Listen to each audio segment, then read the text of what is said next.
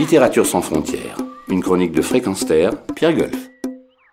Une fois n'est pas coutume, il est question d'une nouvelle avec l'ouvrage Un proviseur dans la tourmente de Larbi Adoine, publié chez Edilivre, dont on signale la confiance mise dans un sujet très délicat, même si on regrette quelques coquilles, ce qui n'enlève rien au fond d'un récit poignant, bouleversant, révoltant parfois, d'une histoire inspirée d'un fait réel qui se déroula en pleine décennie noire, celle des années 90 dans cette belle terre de Kabylie.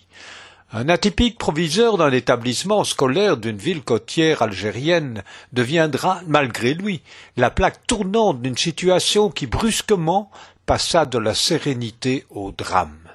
Dans cette cité où les habitants parlaient un mélange de berbères, d'arabes, de turcs et de français, où cohabitaient les mosquées et les bars, le proviseur s'attachait à mettre en œuvre des principes d'épanouissement dans une mixité consentie en accord avec les enseignants et les parents, où les étudiants apprenaient à travailler ensemble, à gérer eux-mêmes un foyer, des comités de représentants, où les activités culturelles et sportives étaient mises en évidence à côté bien entendu des rigueurs, des programmes, des études. Mais même les dogmes religieux étaient débattus sous forme de dialogue et non d'affrontement, les relations entre la direction et les délégations syndicales étaient quant à elles harmonieuses.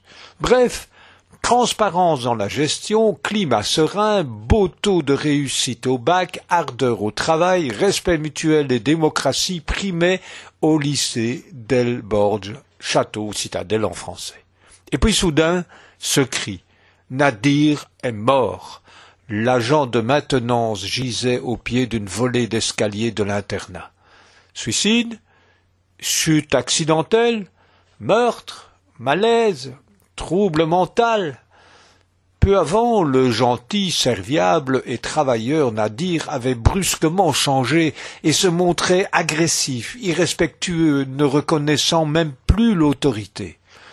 Cette métamorphose était-elle un signe avant-coureur de sa mort violente?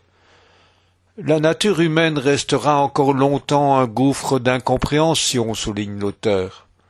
A fortiori, quand le proviseur tomba des nues face à la rumeur qui enflait et faisait de lui le coupable du drame. Notre destin est-il réellement entre nos mains ou est-il inscrit d'avance dans nos gènes, interroge avec justesse Larbi Adoine. Assurément, un livre puissant qui pousse à la réflexion sur la société et l'âme humaine.